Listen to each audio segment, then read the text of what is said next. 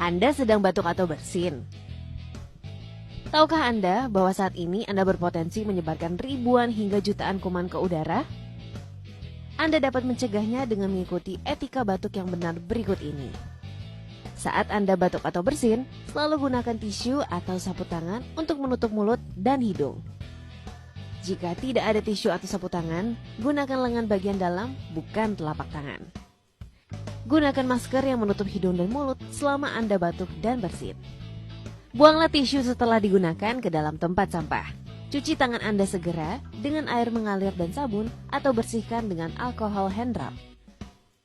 Jangan membuang ludah atau dahak di sembarang tempat. Dengan menjalankan etika batuk ini, maka kamu ikut membantu untuk mengendalikan infeksi di sekitar kita.